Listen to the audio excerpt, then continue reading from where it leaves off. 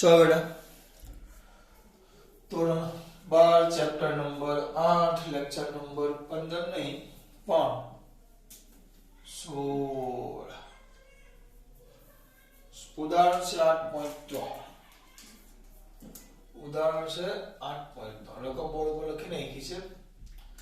એક જે તરંગ છે તરંગ ધન x દિશામાં ગતિ કરે છે પ્રસાર બાબત ધન x દિશામાં એટલે કે i કેરેટ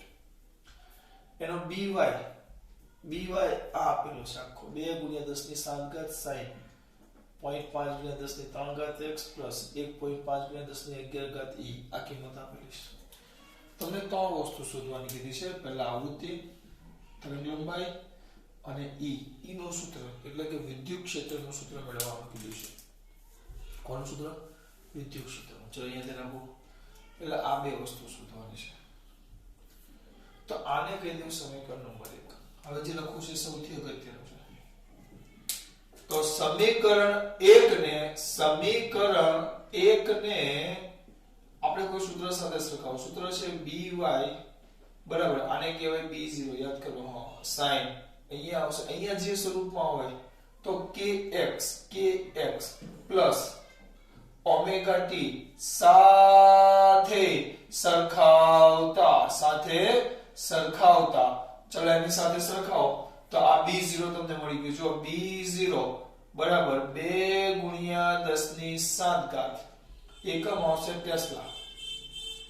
આગળ આ kx તો આ kx sin નું sin આ x તો x તો આ જે પદ થયું એ k કહેવાય આ જે પદ થયું ને એ k કહેવાય k તો શું થશે બોલો k બરાબર 0.5 * 10 ની 3 ઘાત એકમ આવશે રેડિયન પર મીટર એકમ લખો તો અને આને ત્યાંથી જો હજી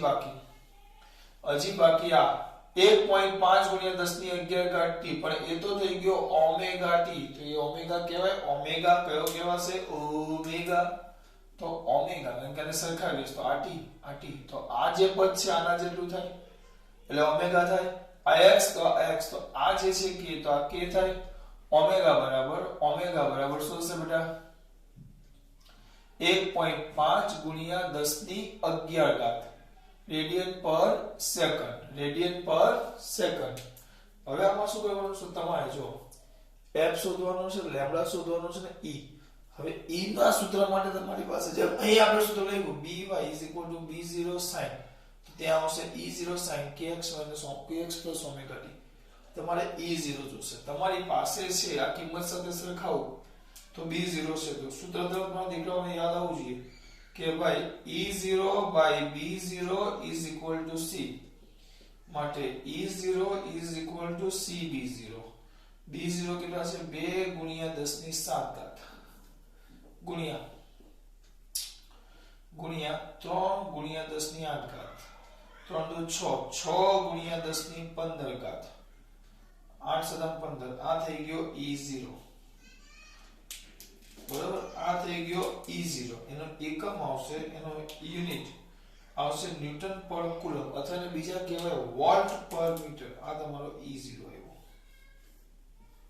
સો બેટા e0 6 * 10 ની 10 ની ફૂલ કરી છે કે શું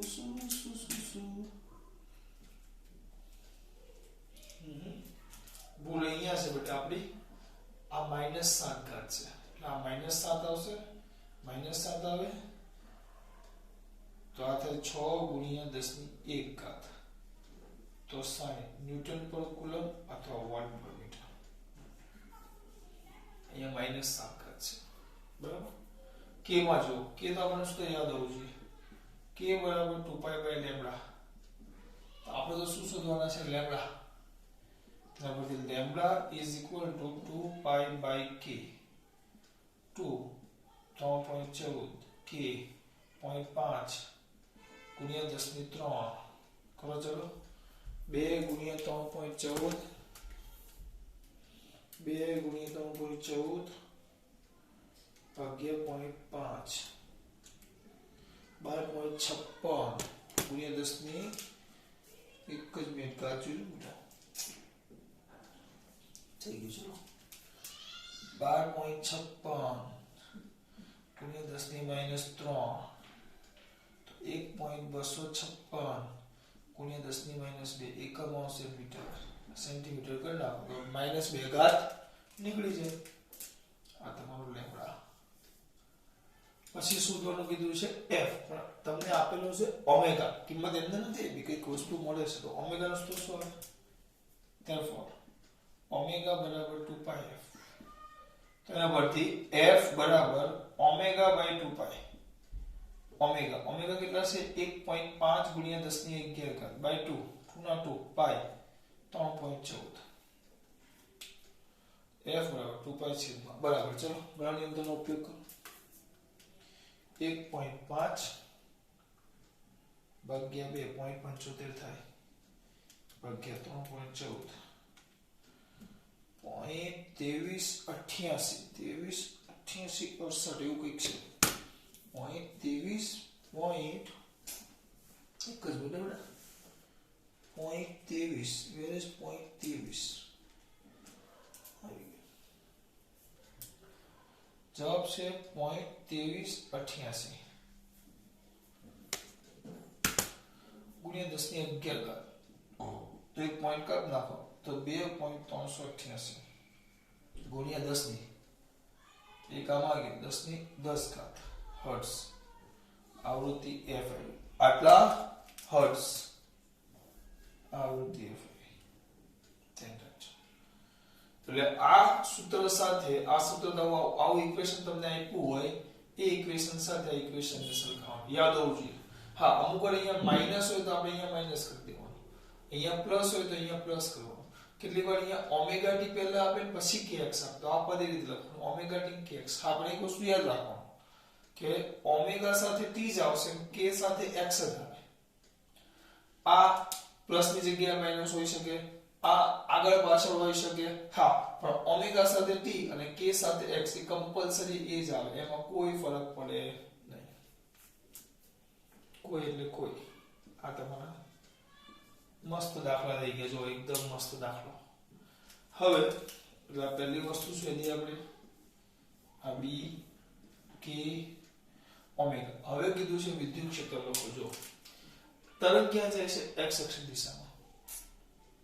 બરાબર by છે by b વિદ્યુત ક્ષેત્ર ચુંબકીય ક્ષેત્ર ક્યાં છે y અક્ષ દિશામાં તો સ્વાભાવિક છે ત્રણે ત્રણ એકબીજાને કેવા હોય લંબ ભણી ગયા શું લખાય બેટા કે ચુંબક કયો તરંગ કહેવાય વિદ્યુત ચુંબકીય તરંગોમાં વિદ્યુત ચુંબકીય તરંગોમાં E B અને તરંગ પ્રસરણની દિશા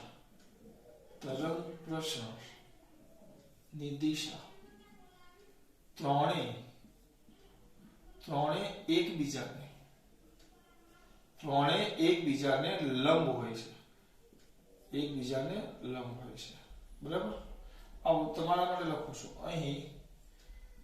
તરંગ ટૂંકમાં લખીશ તરંગ પ્રસરણની દિશા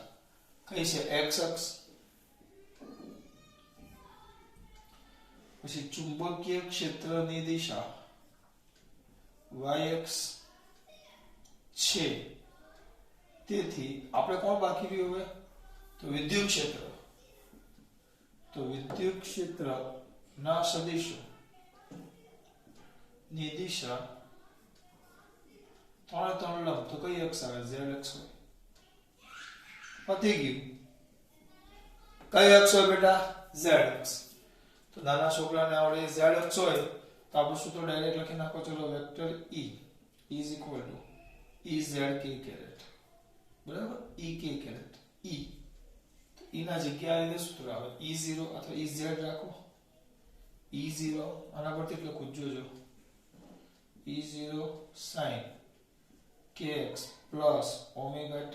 into k caret કે આ x આ y તો ત્રણ લંબ તો કે હા આમાં હવે આ x આ y ચોક્કસ નથી કીધું કે y ધન કે ઋણ એમ તેના પ્રમાણે આ બદલી એટલે આ x y z એમ જ કીધું છે E0 શોધી લઈએ 60 તો 60 વેક્ટર u બરાબર 60 sin kx plus omega t kx એ તો એવું લખ્યું છે એટલે બેઠું પદ અહીંયા જો 0.5 ગુણ્યા 10 ની 3 ઘાત x પ્લસ 1.5 ગુણ્યા 10 ની 11 ઘાત t k